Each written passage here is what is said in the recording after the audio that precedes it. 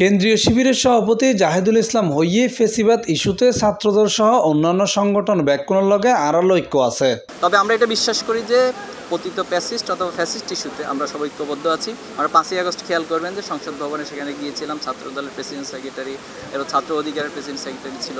আমাদের মাঝে আসলে পার্সোনাল জায়গা থেকে সৌহার্দ্যপূর্ণ এবং খুব আন্তরিকতাপূর্ণ আমাদের সাথে কথা হয় নিয়মিত, বাট হয়তো পলিটিক্যাল জায়গা থেকে রাজনৈতিক কোনো এজেন্ডা না থাকার কারণে ওনারা মাঝে মাঝে অসংলগ্ন কিছু বক্তব্য দিয়ে। রবিবার আগস্ট 10 তারিখ সকালে নগরী পাঁচলেস থানাধীন একান কমিউনিটি সেন্টারত বাংলাদেশ ইসলামী ছাত্র শিবির চট্টগ্রাম মহানগর উত্তরের উদ্যোগে আয়োজিত এসএসসি দাখিল ও সমমানের পরীক্ষায় GPA 5 প্রাপ্ত শিক্ষার্থীসকল সংবর্ধনা অনুষ্ঠানের সাংবাদিকদের লগে আলাপকালে এইসব কথা হয় তিনি। দেখুন, ছাত্র রাজনীতি বাংলাদেশের টোটাল ইতিহাস ঐতিহ্যের সাথে জড়িত এবং বাংলাদেশে যতগুলোই বড় আন্দোলন হয়েছে এবং বড় ধরনের বাংলাদেশে অর্জন হয়েছে সেখানে ছাত্র আন্দোলন এবং ছাত্রদের ভূমিকা বেশ মুখ্য ছিল।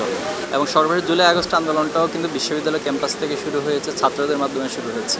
তো বাংলাদেশের সংবিধান স্বাভাবিকভাবে হচ্ছে সবাইকে, সকল নাগরিককে তার মত প্রকাশের স্বাধীনতা, তার আদর্শের স্বাধীনতা এবং তার নিজস্ব দল এবং রাজনীতির স্বাধীনতা দিয়েছে। কিন্তু বিগত ফ্যাসিস্ট আমলে ছাত্র রাজনীতিকে কলুষিত করা হয়েছে এবং আপনি দেখবেন যে এক ধরনের গোলামির তন্ত্র কায়েম করা হয়েছে। গেস্ট রুম, এরপরে হচ্ছে গণরুমের নামে টর্চার সেল তৈরি করা হয়েছিল, জোর করে নিজেদের কর্মসূচিতে নেওয়া হতো। এই কারণে ছাত্র রাজনীতির প্রতি একটা ট্রমা শিক্ষার্থীদের মাঝে তৈরি হয়েছে। 5ই আগস্টের পরে ছাত্র শিবির আমরা একটা ইন্টারনাল সার্ভে করেছিলাম প্রত্যেকটা ক্যাম্পাসে ডেটা নিয়ে। তো সেখানে আমাদের কাছে উঠে এসেছে প্রায় মোর দেন 80%-80%-এর বেশি শিক্ষার্থীরা আসলে ক্যাম্পাসে ছাত্র রাজনীতি চায় না। তো এটা আমাদের জন্য বেশ ডিফিকাল্ট ছিল এই সিচুয়েশনকে আস্তে আস্তে করে স্বাভাবিক করা। কিন্তু দুর্ভাগ্য হচ্ছে আবারও কিছু কিছু দল অথবা অনেকের পক্ষ থেকে সে আগের ফ্যাসিবাদী ধারার রাজনীতি চর্চা অথবা এক ধরনের আধিপত্যবাদের মানসিকতার চর্চা, এটা আসার কারণে আবার সে মানে ভীতিটা সবার মাঝে কাজ করছে, একটা ট্রমা কাজ করছে।